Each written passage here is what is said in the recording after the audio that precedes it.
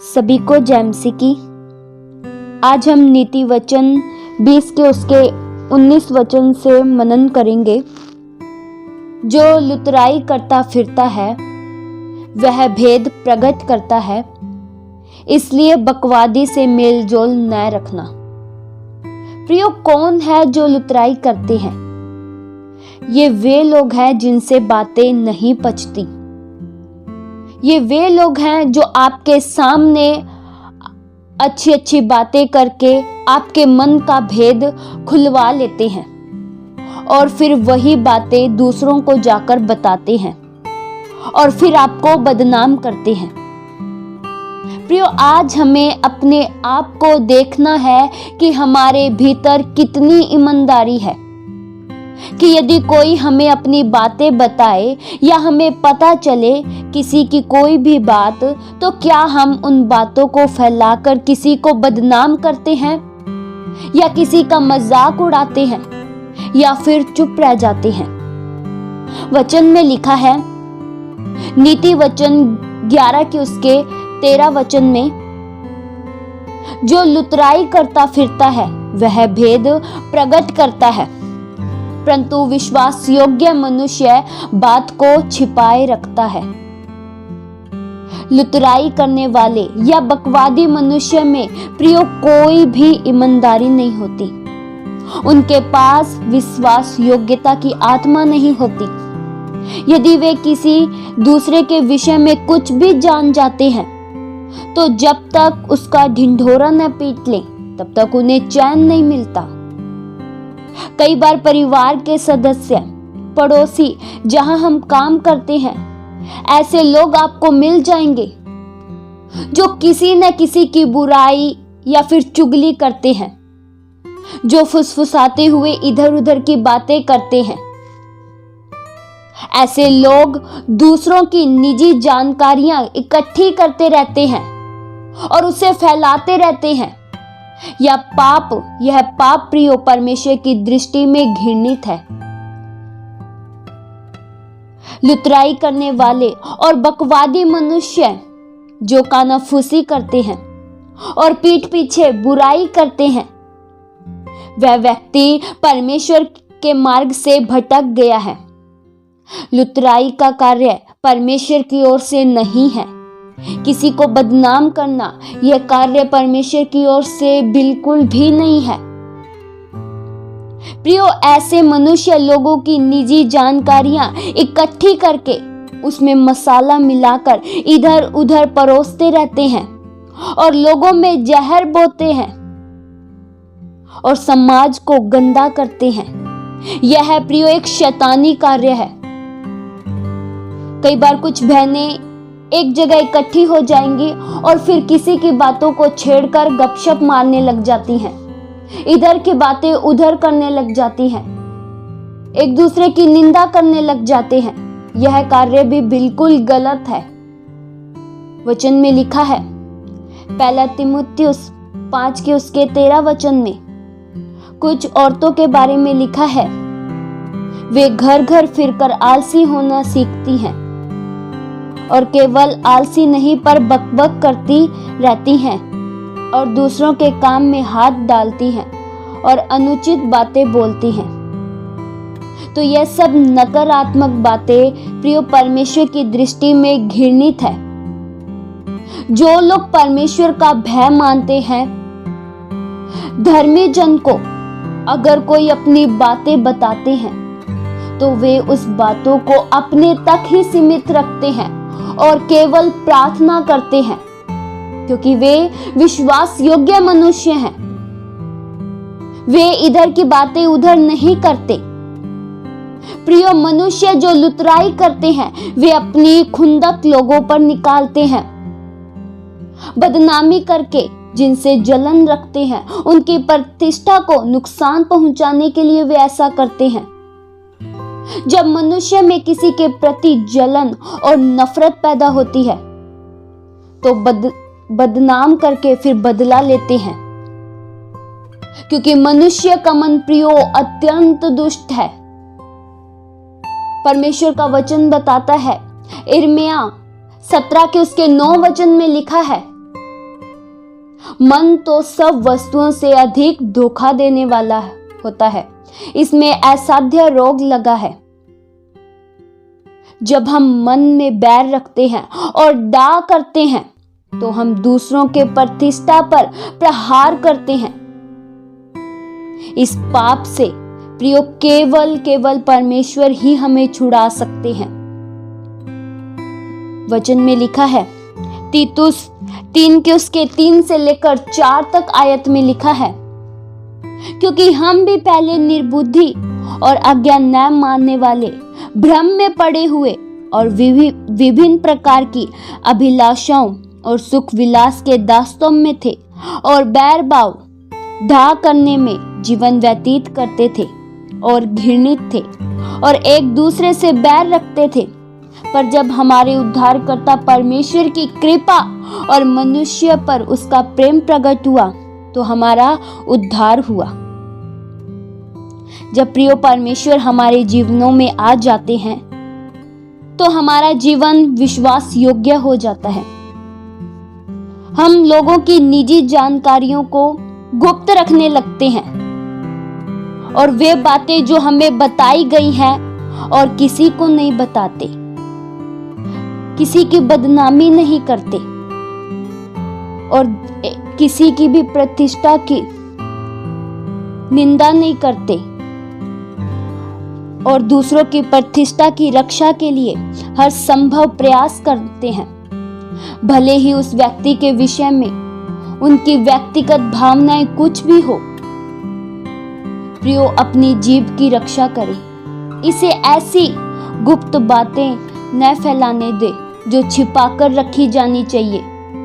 इससे कोई फर्क नहीं पड़ता कि जानकारी सही है या नहीं। यदि कोई मसला आवश्यक नहीं है तो इसे फिर दफना दें। यदि किसी बात से किसी की प्रतिष्ठा को ठेस पहुंचती है तो फिर प्रियो इसे दफना दे।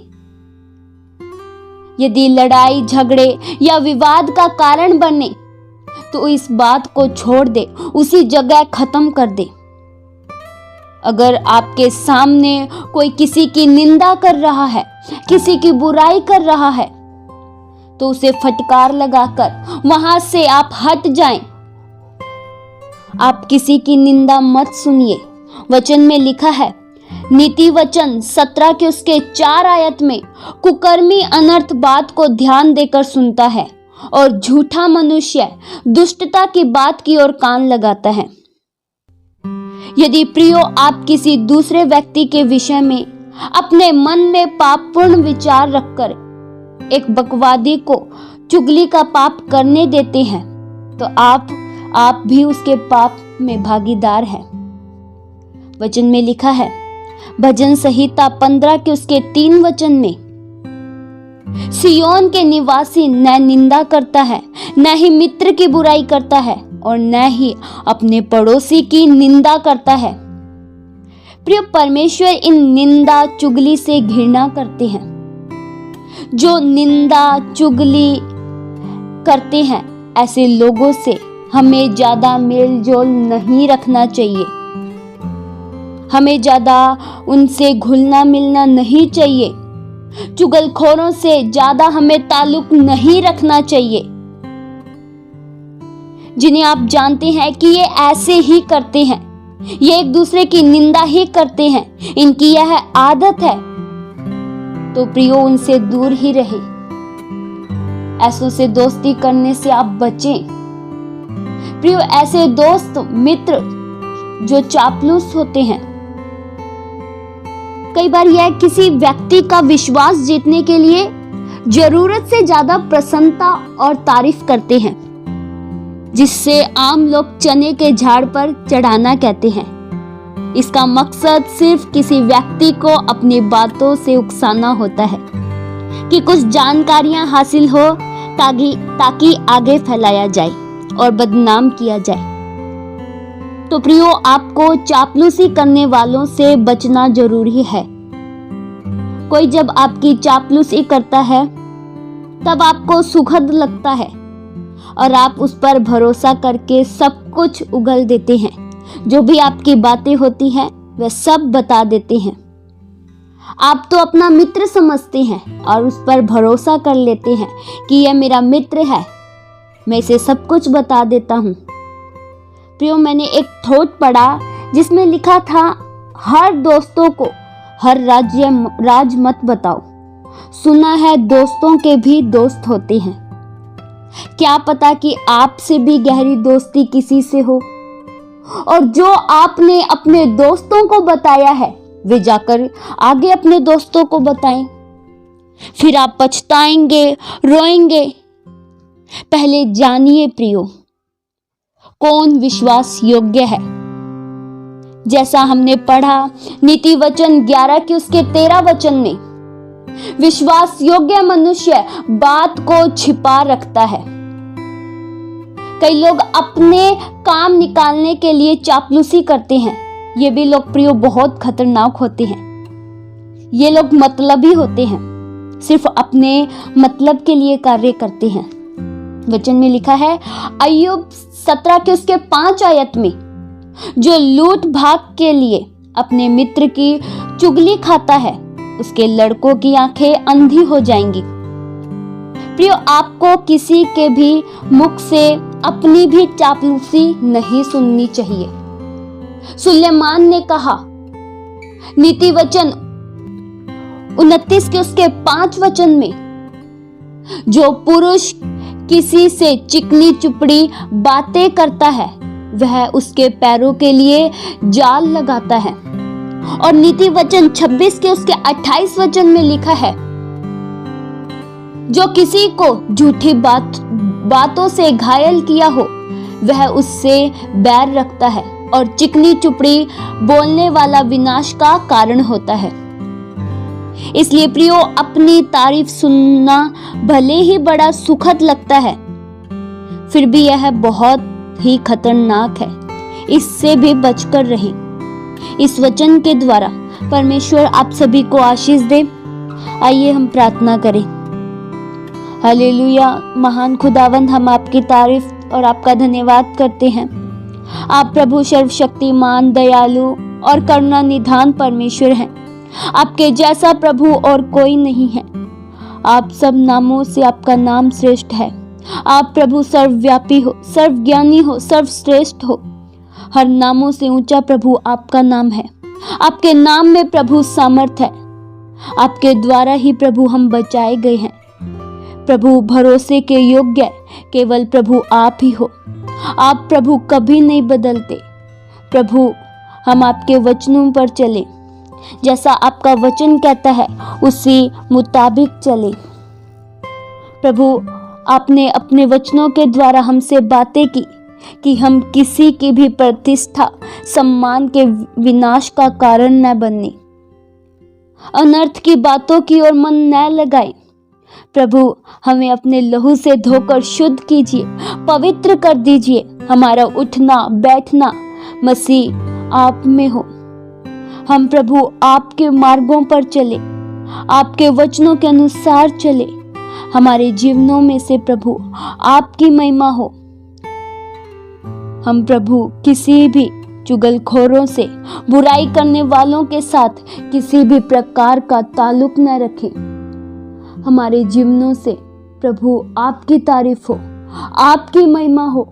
हमारा जीवन प्रभु आपको भाए। प्रभु, हमारे जीवन से आपकी महिमा हो, आपका नाम ऊंचा हो। प्रभु, हम आपका धन्यवाद करते हैं। आपके उपकारों के लिए प्रभु एक बार फिर से हम बेहद दिल से आपका धन्यवाद करते हैं।